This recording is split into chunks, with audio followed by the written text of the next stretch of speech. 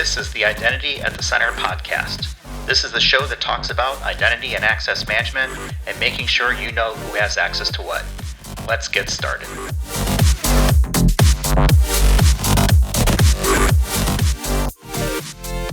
Welcome to the Identity at the Center podcast. I'm Jeff, and that's Jim. Hey, Jim. Hey, Jeff. How's it going?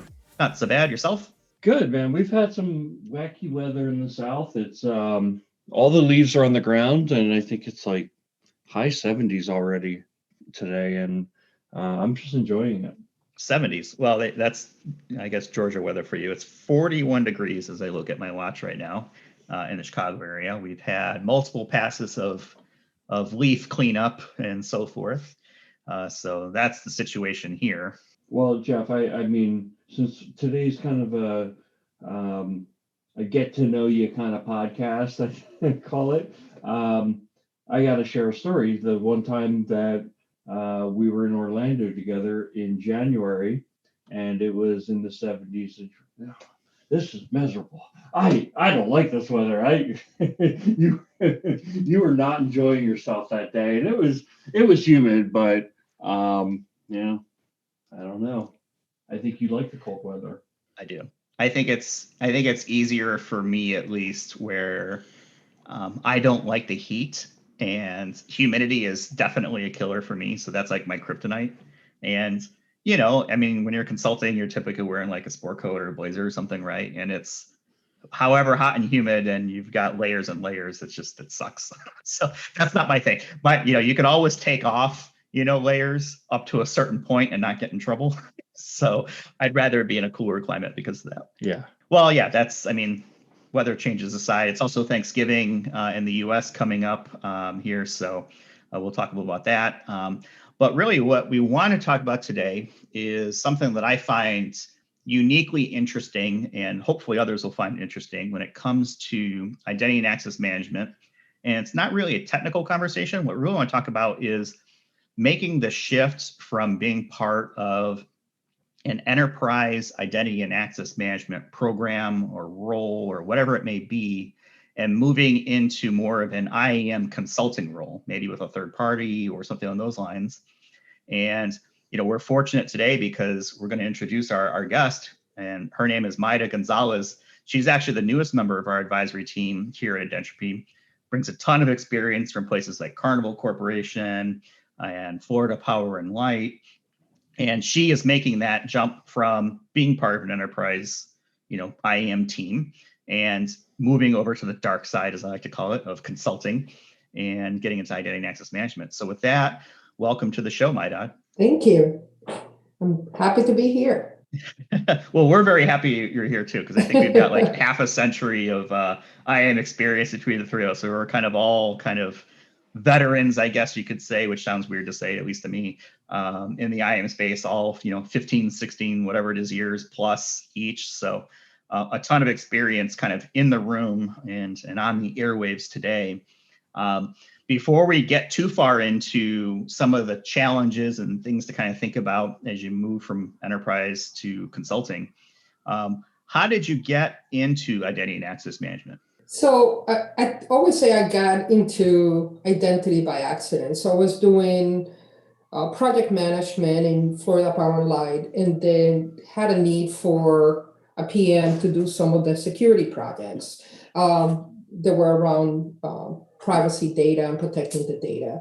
And as I started doing those, I kind of liked the fact that it was touching all of the areas of IT, infrastructure, applications, compliance. They had a need for somebody to oversee their access administration team. Back then, it wasn't really identity and access. It was more access administration and what I say, the click, click, click. But they were not looking for somebody that had the security or the Active Directory knowledge. They were looking more for somebody that can organize and manage a team. So I jump over the position. I had been in the application side so far in my career at that point, and I wanted to see more of the operations side of IT and security. So I started managing the access administration team, and my first experience in what I call identity and access was through an SAP implementation, a GRC implementation for roles and automating access. And then from there, it started kind of really growing into multi-factor. And I think the whole field evolved, again, from what I call more access administration and system administrators to really identity and access, and really getting more involved in business enablement and how to get into the security aspects and governance and putting programs together. So, and Jim, I don't know how you got started on this. Probably by accident too, I would say. So yeah, Mayda, great question. And I'll start when I was, in college. Actually, I was a political science major, but what I realized was that I loved computers and I wanted to do something in computers. And I thought it was more on the desktop publishing and the print side of the house, because I really didn't have a vision of getting into the web and everything at the time. I remember at one point thinking, the internet's not really that great. You look back and it was like Yahoo, and every time I go to do a paper and do research, I wasn't able to find a whole lot of useful information. So I thought, well, this internet thing, I don't know about it, but I digress. Anyway, I got into, I came out, I got a job where I was doing a lot of computer work, and I decided I wanted to get into network operations or building big networks. And so I did self-study. I created a lab at home and I got my MCSE in NT 4.0. This was around 1997, 98. And, I got a job doing consulting and then, implementing networks and being a lead network engineer at the Department of Transportation in Pennsylvania. And then I wound up moving to Ingersoll Rand. And I realized that at some point, after like really getting good at the technology, like, okay, I really want to advance my career. And so I started doing my MBA at night, and I started doing project management type work at work. And I was assigned to be the program manager over our dealer portal. And we had a vision, a kind of a grand strategy for our dealer portal, which was to pull all of our different brand websites together. And we had a lot of people who had accounts in all the different websites, and we wanted to have that one experience, like they go to one place and they'd be able to just sign in once and access all their information. And through doing some research, found out that there was this industry called identity and access management. At the time, the major players were IBM, Oblix, and Netegrity. And Oblix wound up getting bought by Oracle, and Netegrity wound up getting bought by CA. But at this time, it was still kind of, I don't want to call it the Wild West, but it was a lot of smaller vendors that, a lot of people hadn't heard of at the time. So did a major project we wound up implementing the Oblix product to kind of pull these dealer portal websites together and give web single sign-on. And it was a huge success. And so that was kind of my entry point into IAM. And I guess I would say it chose me because, I didn't even really know that it existed. All of a sudden I was doing this project. And kind of progression from there was, I actually did some other like ERP type projects, and I wound up running a project management office and getting my PMP, and then ended up going to the financial services industry, and I ran a IAM program at a large bank. And then I got into consulting and came to Identropy about 9 years ago. And it was the greatest decision of my career because, every day I'm excited about what I do. I get to work with clients to help them develop their IAM strategies. And one of the great things about consulting, I think, is that, you wind up working with different clients, and you're working with a client for, some finite period of time. And if it's great, you move on to something else at the end and you've got a great experience. And if it's not so great, well, at least it's not going to last forever, and you move on to something else at the end. But you learn a lot. You get to see a lot of things that you wouldn't see if you worked at one company for multiple moons. And, it's been super rewarding. So that's my story. Just a quick, short little story. Yeah. Now, Jeff, usually you're the one who throws this question at everybody else. And now it's your turn to tell us how you got into IAM.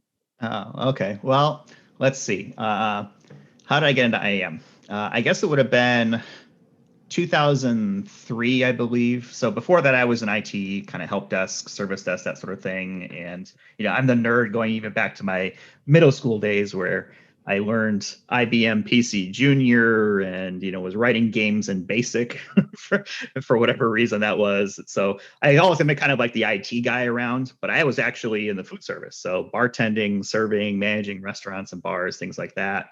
But I was always kind of the IT person, right? So I moved over to service desk at one point and kind of worked part-time as that and found a job in information security, which is what I was really kind of interested in. I wasn't sure what in InfoSec, but the role was really entry level. It was an ID administrator. So this is for a large company. And well, I'll go and mention it's Walgreens. You'll find it on LinkedIn anyway. Was fortunate enough to move over from the Walgreens help desk into the InfoSec department. As an ID administrator, which was basically IAM ops, creating Lotus Notes IDs and RACF mainframe IDs, and at that point, Novell accounts and things like that. And kind of was with Walgreens for a long time, kind of grew up there from an IAM perspective and an operations standpoint, and ended up, leading a team there and introducing new IAM technologies at the time, like password self-service, right? And password or self-service access request and, some basic automation, things like that. So I did that for a long time, maybe I think I was there for about 12 years or so, and then decided to move over to SC Johnson, which is manufacturing and, starting to modernize their IAM program and so forth. So along the way, I've been very fortunate to work with some really good people. So shout out to all the people that I've worked with in the past. I, can honestly say that, those are both great experiences. And when it came time to think about making a change, I decided, well, you know what, I'm going to try this consulting thing for a little bit. I feel like I want to specialize in IAM, and I viewed it as an opportunity to really kind of accelerate my learning, because when you work for an enterprise, you really only know what you know, right? It's only the tools that you have there. So I was very focused on things at the time like Corian, and that was the IAM program of choice for a couple of the companies I worked for, and that's what we worked through. But I wanted to get beyond that, so moved into consulting, and I've been here for 5 years.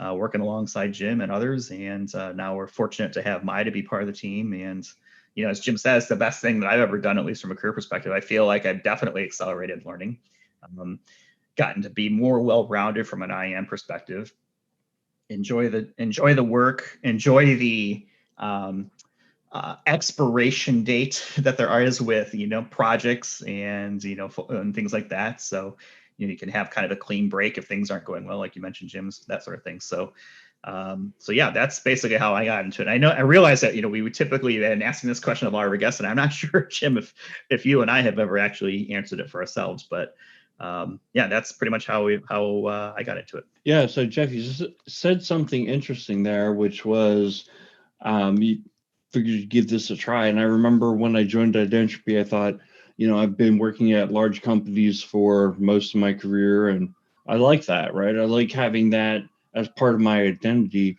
and going to, my identity, not my login or anything, but no, just identifying myself as part of this, big corporation.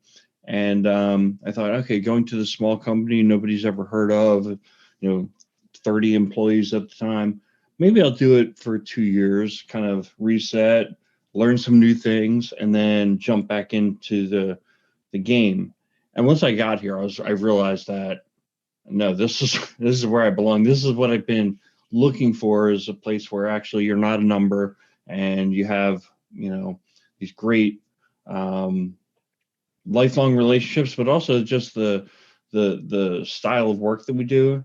And I think my biggest concern coming to a small company was the risk profile that, what if the company goes belly up? And I mean, one of the things that I realized was being in the financial services industry around the time of the financial crash was that even a big company can go belly up. So there's no guarantees anywhere. I've survived several reductions in force at large companies, and being in a small company, at least the way it worked out for me wasn't as big of a risk after all. And heck, I'm here 9 years now. Yeah, I feel like I have the same kind of concerns around, I guess mine were more along the lines of, am I going to get paid? Right? If there's not work enough to go around, things like that, or if I'm sitting on a bench somewhere, how does that work? So I was totally naive going into the consulting side of things. I knew what I knew from an IAM perspective, but consulting is a totally different business. And I think that's really where we want to take the conversation today with Mayda, because she's making that jump over now. But before we get into that, Mayda, from your background working with Carnival and Florida Power and Light, those are some pretty interesting industries, right? From travel and cruise to power and electric, those sorts of things. When it comes to your experience, what were some of the unique challenges that you had to face and kind of solve for as part of that? Yeah, and when you look at those two companies, they're, I would say, in the opposite side of the spectrum from a company culture and internal needs from an identity. So in Florida Power and Light and NextEra Energy, we had, it's a company, I call it, it's a company of engineers. So everything is based on process, a lot of process improvement, Six Sigma, continuous improvement. To do anything, you had to go through multiple gates, multiple approvals, very regulated. We had nuclear plants, that's its own regulation, and then NERC came in. That was a complete game changer, because not only you have to validate the user, but access have to be very tightly controlled, not just only to the applications, but the systems. Physical access and cyber access kind of merged together. So very control, procedural type of industry. There's OT systems. Access to OT systems is very different than access to just regular IT systems. When I moved to the cruise industry, it was kind of the opposite. It was fast paced. Everything is about exceeding customer expectations. Carnival had 10 different brands. So each one of those brands were doing their own applications and systems. They had their own goals and objectives and technologies, different infrastructures. So IAM there was very fast paced, and I always say you're building a program on top of a foundation that is being built or shaking. It's kind of like it's never stable. You have to constantly adapt. But also we had ships and implementing systems on the ships. You have to assume that you have no connectivity or no bandwidth. So it's all about low bandwidth or being able to work standalone. So we work with some of the vendors and became very creative. So even if you look at things like privileged access management, well, what do you do when you cannot connect to the master, right? Or to home to reset passwords or get passwords. So you had to kind of work in different methods and create different architectures for the ships. So definitely different industries, they all have their own challenges. And I'm sure every industry has their own unique challenges. Yeah, the offline authentication thing, I think, is something that I find interesting, because that's a scenario that you typically see maybe in kind of like a clean room situation or something on those lines. But yeah, I mean, boats have systems too, right? And they may not always be connected. Yeah, so they have more than 100 ships, and each ship has its own data center. So you can imagine, and you don't necessarily need to replicate full systems. They're small data centers. So it's all about sizing, bandwidth, how to streamline and what you really need to do on the ships. So now that you've moved over to the dark side, as I put it, what's been the easiest thing about making a switch from being part of an enterprise IAM program like you've been part of into the wonderful world of IAM consulting? So I think the subject matter is natural, right? So what I'm doing here in consulting is pretty much what I've been doing on the enterprise side. I think that when you lead an IAM practice, you're in a way consulting internally. You have to talk to your stakeholders, you have to teach them, you have to direct them, you are helping in said direction and technology. So it's what you do internally in a way as an IAM leader on an enterprise to your internal customers. Now I'm in a way doing that for all these other companies. I think that what is nice is while I was on enterprise environment, I was pretty much it, right? So I'm the subject matter on identity. And a lot of times the field changes a lot. It's a lot of learning and a lot of trial and error.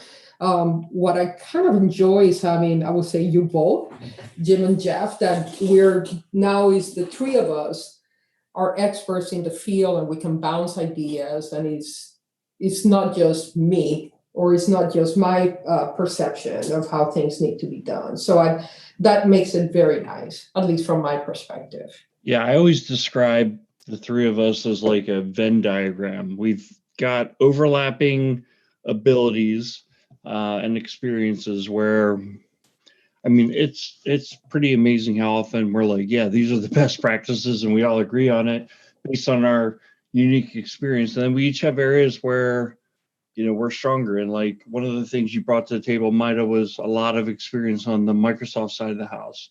And Microsoft's changed so much since, you know, Jeff and I were working in the enterprise scenario that, you know, we're trying to keep up with it from kind of in the consulting role, which is a lot different than when you work with something day in and day out. And then we each have our own areas that are, you know, like Jeff's side is definitely on like operations and how to roll out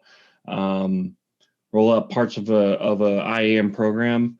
My area is kind of more on the access management and customer IAM side. So I definitely agree with what you're saying there.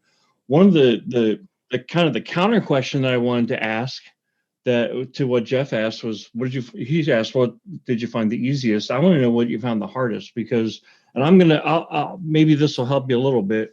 My first project with Identropy many moons ago was at a University of British Columbia. So my first day on the job, I was going to Vancouver, British Columbia, which I guess depending on where you're listening from, that may not be that far, but I was in Charlotte, North Carolina. So it was a major trip for me.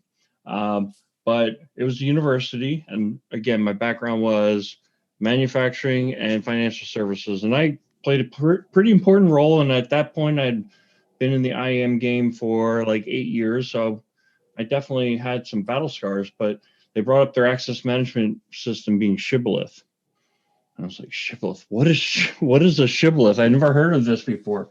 And so I had to go and do a lot of research, but you know, I think that is the thing with, you know, working with different industries and different clients, and I've probably worked with 100 different clients now, is you're going to see something new that you don't have experience with like every single client. And it's like, you know, knowing when to, you know, ask the question and potentially sound like the dumbest person in the room. That to me was like the biggest challenge of consulting. And, you know, the more I do it, I guess the less challenging it is. But some of those early projects, there were like many things that would come up that I did not have any experience with. I hadn't worked in that industry, and, you know, I haven't worked with whatever products they were talking about. Yeah, and I think I've been fortunate as I started on this journey in consulting, one, because unfortunately because of COVID, but you know, everything had been through conference calls. So I had the benefit of kind of asking the questions in the background, as opposed to having to sit in a customer meeting and being like, what are they talking about? So that helped. You both kind of cover, I would say, the areas that I'm not familiar with. I think one of the things that I realize is going to be hard, and I probably have to get used to it, is that I don't get to see what happens next, right? So we come in, we provide the recommendation, we provide all the tools, but we don't see the end product, or at least I'm not part of that development of the end product. So it has a start, it has an end, and then we move to the next engagement. So I find that, I'm so used to that you see the whole thing coming up to implementation and then start seeing the benefits of it. But there's more to come. So let's see. Yeah, I think that's the challenge, right? I think I'm kind of like you. It's like, okay, we got this all set up. Here's a strategy, right? Now let's go do it.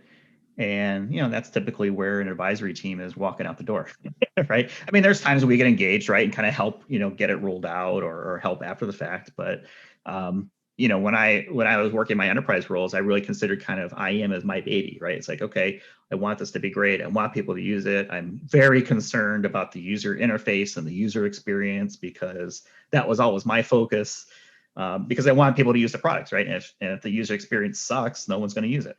So, you could design all this stuff and it ends up being your baby. So now I've converted to this mindset of, okay, well, the strategy is my baby. I feel very confident around, what is is that correct, right? Is that the way that that I would run it as, if I was in their shoes? And that's really how we kind of take the approach with it. So, what do you like most about being an IAM consultant? Other than working with an awesome team, which I think I'm really enjoying working with you both. I'm not kidding. It's true. I also get to peek. It's kind of looking through a window of somebody else's house, right? So I get to peek into other companies, how they're doing things. I get exposed to different industries that I wouldn't otherwise. I've never worked before with the medical industry. I think that's interesting, and I'm sure that there's more industries that I don't get exposed to. And then I also get to learn across a wide range of technologies. When you are in an enterprise environment, you basically have a limited set of technologies, or this is your lane, and this is a specific set of products. Here, I get exposed to a lot of different areas, different technologies, different vendors. So I'm enjoying that quite a lot. Yeah, that's my experience too. What do you like least? And maybe I'll start with this one. The thing that I like least is not knowing something. So there's a lot of times where, Jim mentioned the shibboleth story. It's like, what the heck are they talking about? There are certainly occasions where, maybe there is something that's company specific or industry specific where they're using an acronym and it's like, here we go. MDM is a good one, right? So when I grew up in IT back in my day, MDM was mobile data management, or mobile device management, I should say. And so you're working with a customer and they call master data management. I can't even say it right. So things like that sometimes can tend to throw people off. What about your experience? What's the thing that you've kind of liked the least as part of this transition? Well, Jeff, if I can jump in before Mayda, I want to follow up with a little story on what you just talked about. So I remember the first time that somebody brought up ADOC, Active Directory Users and Computers, but I had never heard the term ADOC because in the place I'd worked, nobody called it that. And so I'm sitting there, I'm like, what in the world? And I did a Google search, off to the side, and I didn't spell it right. Like ADUCK. Like I had no clue what they're even talking about, ADOC. Active Directory User and Computer. So I got my MCSE in Windows 2000, which was the first version of Active Directory back in 1999. I mean, I worked with this thing every day, but it's one of those things where, one of the toughest things about consulting is knowing when to ask a question and expose yourself as the stupidest person in the room, or sit there and pretend you know what it is, or give yourself a little bit of time. But and actually, if we ever get into the conversation around COVID, one of the nicest things about working from home and doing everything by conference call rather than being in a room is that you can do that quick search on Google to figure things out, or hit somebody up on Slack and ask, well, like, what is ADOC? But once I found out what it was, obviously it was like not a thing. But yeah. So anyway, Mayda, your turn. So real quick, when you before you go, Mayda, when you search for ADUC on Google, did you just get a picture of a duck? I honestly don't remember, but I remember not being able to figure it out. I wonder what happened if you do it now. What comes up? Make sure you have safe search on. Yeah, I think, it's early on. I'm trying to understand the right speed, if that makes sense. And, I'm so used to go a million miles an hour. And part of that is because I had responsibility not just for the program and strategy and the projects, but also the operational side and the compliance side. And I'm trying to understand what is the right speed. And I realized that every customer comes from a different perspective and a different speed, and they have different levels of knowledge of what is identity. So I'm still trying to learn that balance, about how much information to put front, how much to ask, and what areas really I need to truly learn or where the gaps are. Yeah. One of the things I was also going to throw out there, in my experience now of 9 years in the consulting side, which is like, I keep shaking my head. I'm like, I can't believe it's 9 years. But in 9 years, we go through feast and famine. So there are some times where it's like, all of a sudden 5 customers come in and they all want to start their project tomorrow. And it's like, you're working like crazy. And that's a good feeling. But eventually you do kind of hit that burnout and you like long for, oh, I can't wait till it slows down. But usually it goes from 100 miles an hour to like 10 miles an hour. You got one client that you're working on part-time and you start worrying like, oh no, if we don't get some clients, I'm not going to have a job. They're not going to need me here. So you don't, I guess what I'm getting is you don't really enjoy the downtime, because unless the downtime's just for 2 weeks, then you start thinking, oh my gosh, they're ever going to pick back up again. And so then you don't really enjoy the downtime, and all of a sudden it's going crazy again. So that's been my experience. Yeah, and I think I'm trying also to understand that cycle and that process from a consulting perspective. The peaks and valleys. And again, I haven't gone through the full cycle really to appreciate it enough. But I want to mention, and you did say before about industries, safe industries or companies that are safe versus smaller companies. And obviously coming from a cruise industry during the COVID area, I don't think that concept of companies being safe is valid anymore. I think you had the financial industry going through trouble some years ago. Now the hospitality industry that was doing extremely well in 2019, nobody could have foreseen this happening. So there's not that concept of one company being safer than the other. Even big companies that have been established for hundreds of years, they're going through their troubles. So sometimes small company culture is different than big company culture. Sometimes is a lot refreshing. There's a lot of less red tape and politics you have to go through, and that's nice. But I would say for those that are listening, don't be afraid to jump to a company because you think it's not as safe as a different one. Right. I agree with that. And you kind of have to control your career. And I don't think you want to be a job hopper, right? I don't think it's good if like you work 10 places in the past 10 years, but at the same time, it's okay to have a couple of different places. I think it's more common these days to have worked, in 3 or 4 places in a decade than it is to work at one place for 20 years anyway. And I would say just coming out of the job market, and even on my hiring years, it's harder for people that have been in one company for many years, at least in this space. Usually you look for people that have different experiences, right? Different technologies, different companies. So I wanted to ask you a question, and I'm going to give you what my answer would be. Give you a couple seconds to think about it. But what would you tell your past self from the customer perspective, knowing what you know now? And here's one thing, and this maybe it's like a pet peeve of mine or something like that. But a lot of times when I work with clients, they they lose the perspective that you're just coming into their organization for the first time. You have no experience with what applications they run, what their organizational structure is like, et cetera, et cetera. So then, you go through a conversation, and then you'll have a conversation the following week, and you'll ask, okay, so what is your main ERP system? It's like, we already talked about that. We're running this application. And you're like, okay. In other words, it's like you're asking a stupid question because you're asking the same thing.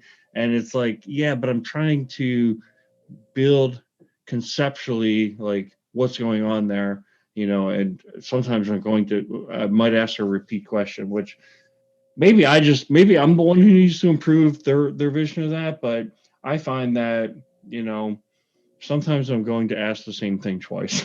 And actually, sometimes that's intentional, because sometimes you ask the same question twice and you get two different answers. What are some of the things that you would tell yourself? I work with a lot of vendors when I was on the enterprise environment, and I will be that person that assumed the vendor knows everything on that subject matter, right? So I think that probably level setting expectations and really understanding what is that I'm trying to get out of that engagement, and what is, there's a lot of, as you say, there's a lot of other things happening that the consultants are not aware of that may impact the result or the strategy or the roadmap, and allowing them to ask those questions multiple times. As you say, they have different answers, or depending who you ask, they may have different answers, so they can start getting a view of the internal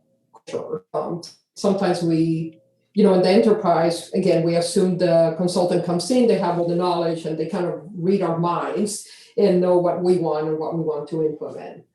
So definitely sharing more and allowing them to go through that process so they can get the best result. Well, I think we're starting to run a little bit long here, so I'm going to go ahead and start closing things up. But before we go, I want to again acknowledge Thanksgiving here in the U.S.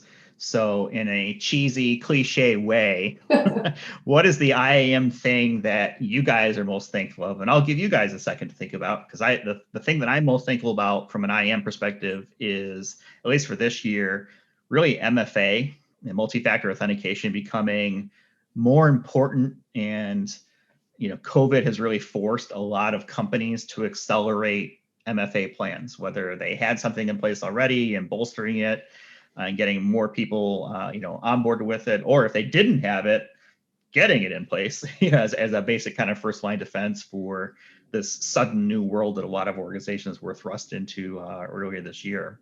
So I think that's the IAM thing that I'm most thankful for this year.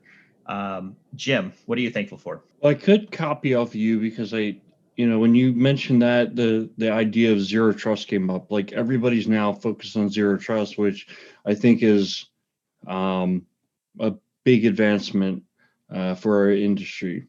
But I was, originally thinking, in answering this question, just the amount of new podcasts and webinars that have come out. And I feel like anytime I want to educate myself on something in the IAM industry, there's just so much more content that is available, on YouTube, or, through the analyst firms and what they're making available, even what's out there for free, and webinars and everything. So I guess that's what I'm the most grateful for, is that people are out there contributing. A lot of our guests are contributing their time to organizations like ID Pro and IDSA. And so there's just so much content. I mean, I look at my LinkedIn feed, and there's just, I can learn so much just from my LinkedIn feed, and then jump out to get a deeper, understanding. And it's just, so I would say thank you to everybody who's out there contributing to the wealth of knowledge that's available for practitioners like myself. I like that one. Mayda, what about yourself? I would say, with remote access and working from home and collaboration tools, I think identity is taking more of its place on the table.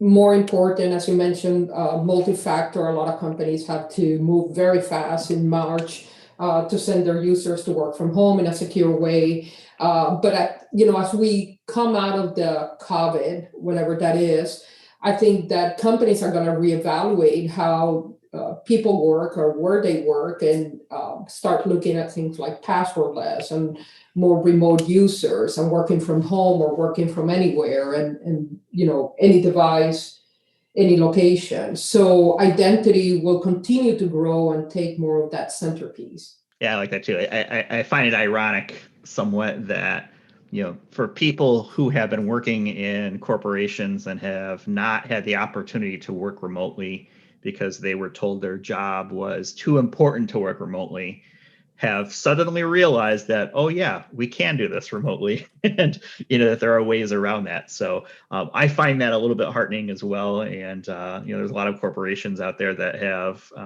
really taken this opportunity to reevaluate what does their workforce look like and where do they work from. And obviously identity is a big part of that. You could even say identity is at the center. Haha. So with that terrible pun aside, with